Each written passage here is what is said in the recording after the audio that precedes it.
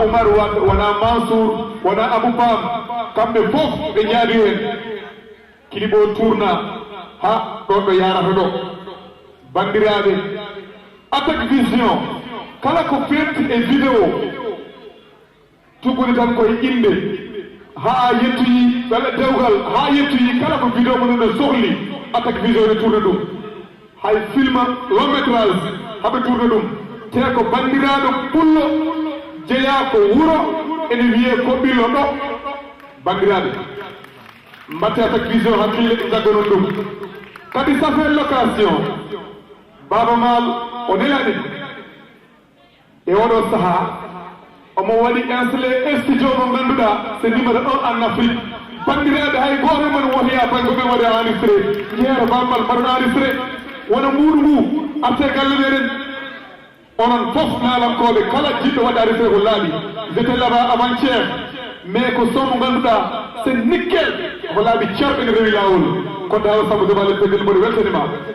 weltanima ka musidɗo no feewi ala fo ɗa nawani mi weltanimama kalajo kilimma neni bandira fof mbaɗi apprécié yallah sellintinole merci Attaque Vision merci Yala Jimal merci Halayɓe merci merci Attaque Vision. Exactement. Ku ci bëgg aussi benn vidéo bu mel nii vidéo de qualité haute définition mën ngeen contacter Kayasi wala directement Omar Doro Koumé su ko defee di ngeen am vidéo yu mel nii réalisé par le label audiovisuel professionnel Attaque Vision encore une fois. Maintenant ñun nag duñu commenter clip bi peut-être wax nañ ci tuuti ci côté technique bi mais li nga xamante ni moom moo nekk ci diggante El Hadji Baba Maal ak way bii di Kalajo ak ki mu way dañuy woo El Hadji Baba Maal lead vocal di Dande Lonel mu ñëw fii nii. bandiraɓe mboɗo sikki on jii ko ɓenni ko fof tuggude Fatou An ha yetti clip Kalajo ɗo haaɗi ɗo woni ko mbiyanɗomi on nane hikka woni lawol gadanol mais monde Pulaar spectacle waɗa clip waɗa hen lancé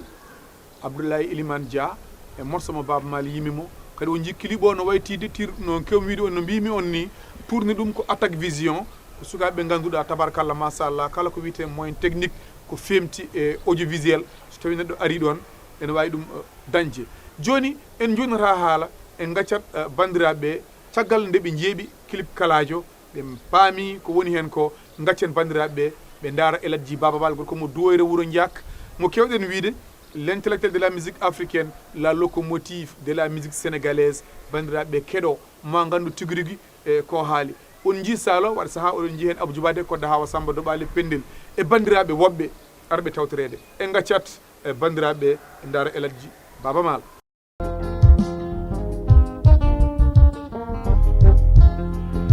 jam hiire mon bandiraɓe fuutankoɓe dariɗo ko Baba Aissata Samba Boubou Yacine Wadde min wimo moƴƴo jurmo toɗo ballowo jam hiire ma Abdoul Hawa Samba Doɓale Pendel ɓerdam ayoɗo o kilip jaltirɗo joni mo yimi Kalajo min nde banmi produit am ha gastumi garmema ko min pammal mi waɗi seeɗe mi gayni komi jiɗɗo wadde kilip o wi kala ko jimɗa e seede o ko min waɗata kilip ma ko min yoɓata istudio kala ɗo joni o wonanimi ha nder kala jiɗɗo yaade to on majjata so tawi meɗe ɗon seydi Maal so fuutankaɗa rendi a noddama ndew ko haani Kalajo jam hiiri mali koyleni iya mali kaad bobo maydi bante ko mali kaad tan hay mo jogo Baba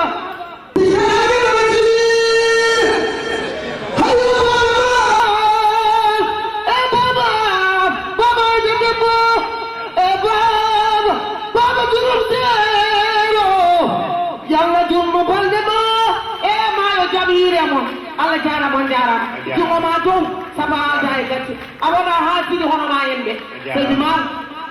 a jarama buuɗi ko mbaceɗen a jarama Allah jarama on jarama bandiraɓe fulɓe Allah jarama on jarama bandiraɓe futankoɓe Omar Doro Kumi a rokki min woni ko gonga futankagal e pulago ɓooyi rokkude hono naalonkoɓe mumen woni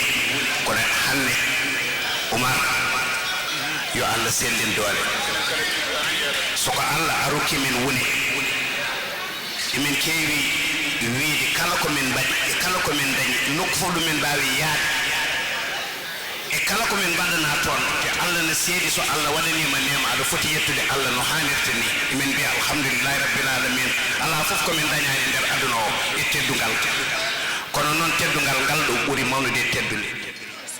nde tawno koye nder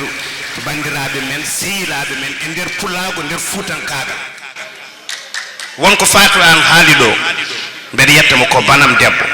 mo jiɗmi mo korsinmi nde tawno jikku makko e gonagal makko ene yooɗi min no feewi ni woni la femme africaine wonko haali ɗo ɗum sene waɗa ko gonga baba maɗe Abou Djoubar gandama kono sukaɓe woɗɓe ala ko fof ko ɓuuri welde e jooɗade aɗa heeɗo malla aɗa yeeɓa nane ɗo gonmi ɗo enen nde sukaɓeɓe paamen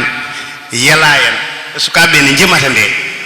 Allah tan andi ko woni nder ɓandam ɗo ene doga ene moƴƴi kono noon jawo woto senglata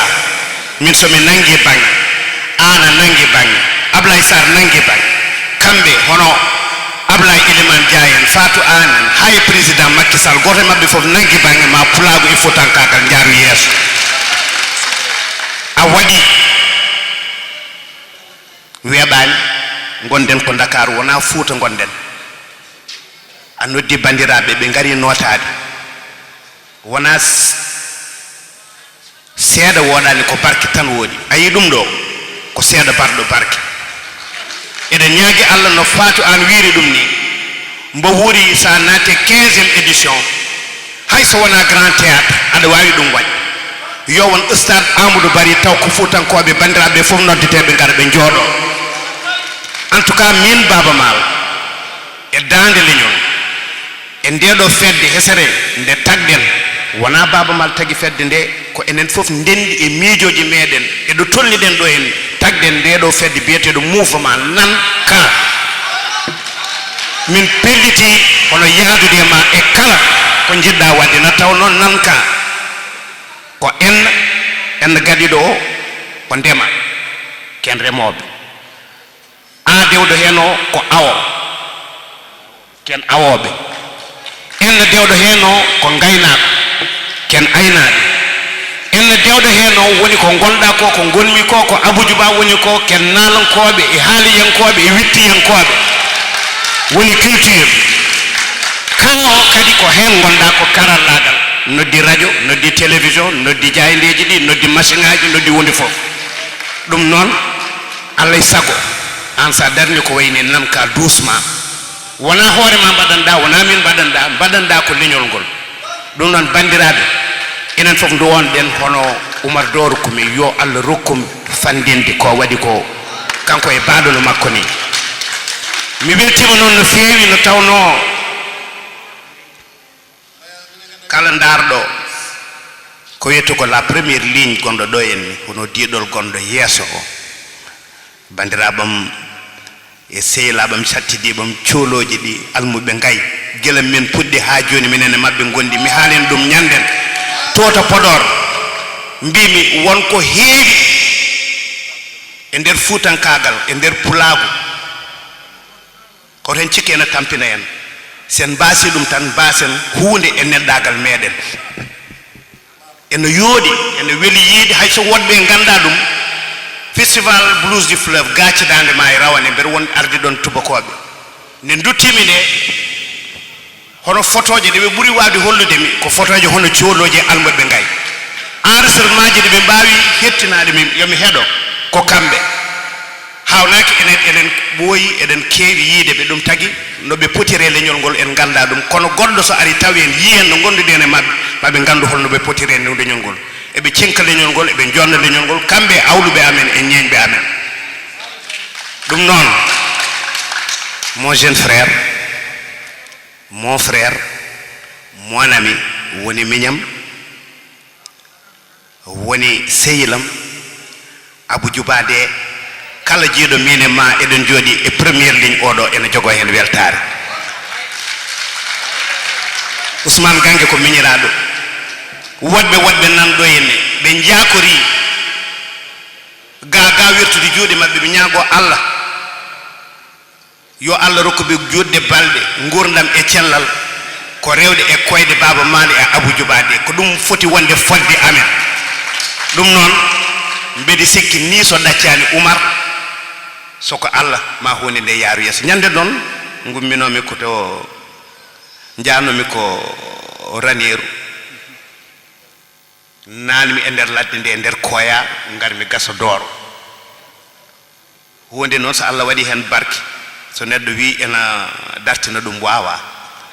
nanka nde mbaɗen erago e émission Hammedi 2STV hunde nde yaaƴi jettiɗen toon waaji ɓe tafi hono pegge tafi hono ceenuji ɓe guinniri ɗum nanka mbimi so mbeɗa ara ɗo mi addanma sadi an kay nanka jeyɗa tottam ɗum Ifra jaw kalis ka ñeeño aɗa andi ɗum no feewi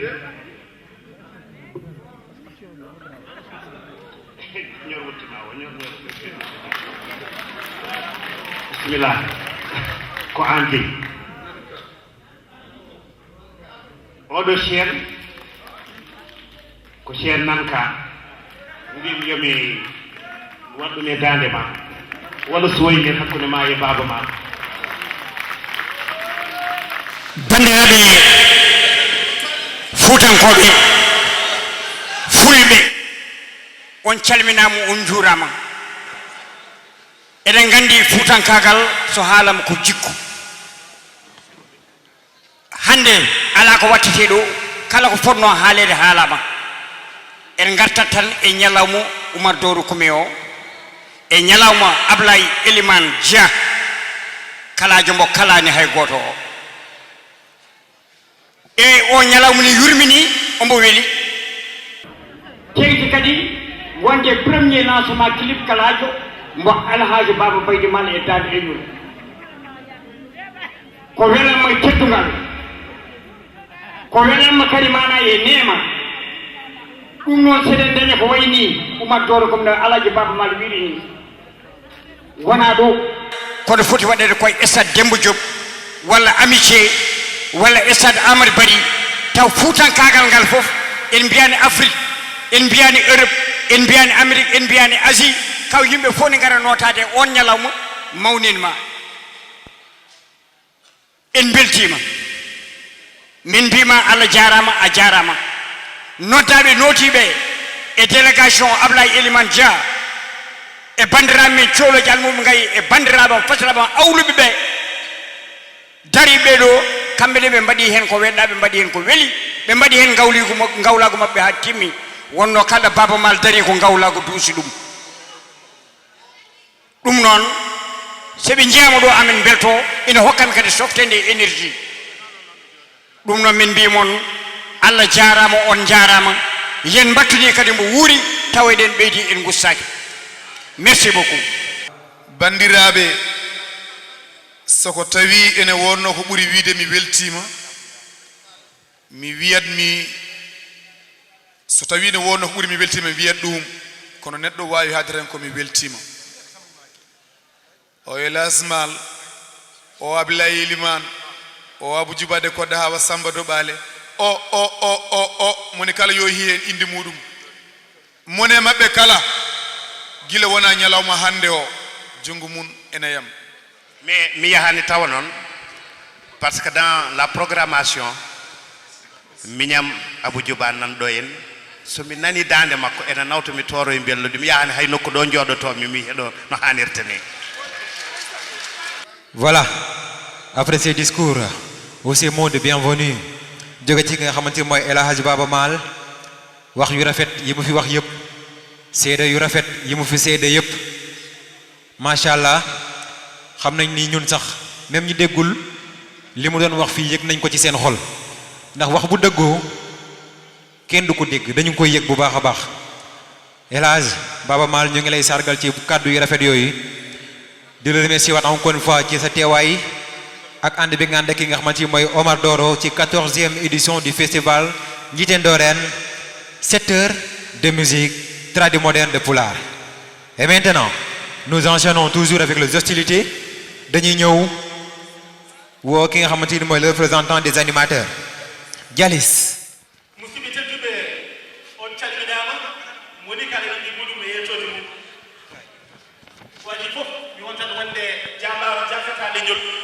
jabane leñol jagnata leñol te kala jamforoɗo jaltiɗo leñol on jase leñol kono kede kala cikkiɗo cikku leñol jibnat jamara leñol jam waɗa jaaloye leñol jeerinke e janggele leñol jaalto e jaalal leñol jeeya koye jaɓande leñol kala jimowo jimne leñol jiɓata jibnande leñol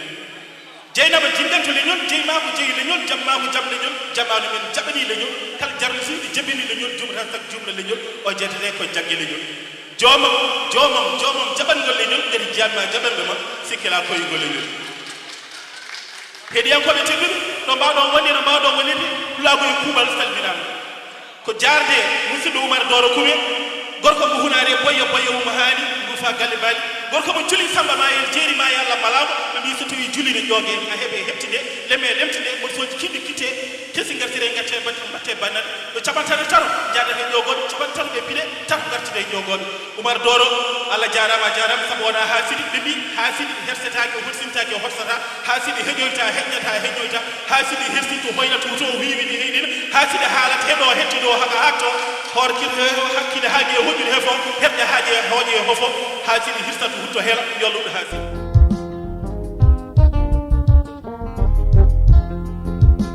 jam hiire moon bandiraɓe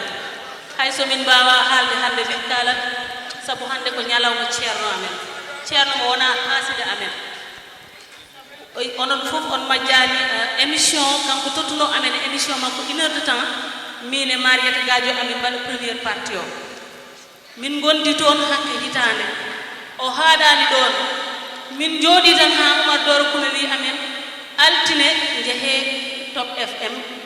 Top FM Horizon radio goɗɗo no yalti toon oɗon jogui hen émission on min mbaɗani demande min mbaɗani démarche kanko waɗi foof ɗum noon o wona haasida so tawi ceerno jammini almudo mum ha hokki ɗum liggey on ko ceerno kam mbaɗi sikki foti tan ko yettede min jetti Allah nulaɗo mum min jetta mo kada gadat noon amin jayi ɗum sinno dañal fotno no basal min gaddata koko ɓuuri ɗum Seydou Kume Allah jarama saba wona haasida.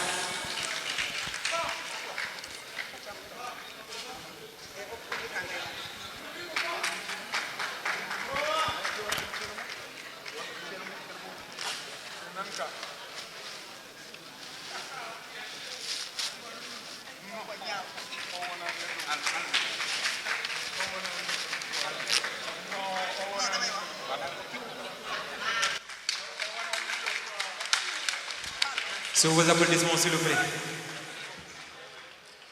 oɗo kado son ji ko Oumar Doro Kume woni ɗo ina jogui micro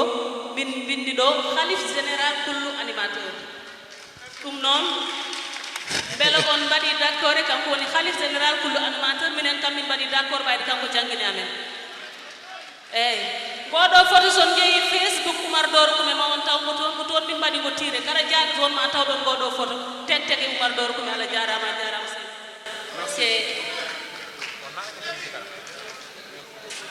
ok a jarama Allah jarama on jarama onon ɓe ganduɗon hande onon gari ɗo henne e ñalawma Oumar Doro Kume noddi o hay goto mankani on gari no foti no hanniri on jonni haydara mankani vraiment hélas Baba Mal an ardide ma e woɗɗe warde ɗo henna onon foof Allah jarama on jarama min beltima Oumar Doro Kume encore une fois merci beaucoup min wawa haalde haalama so mi mbaɗa haalama hande ɗo koɗo hen Seydi Kume merci beaucoup jërëjëf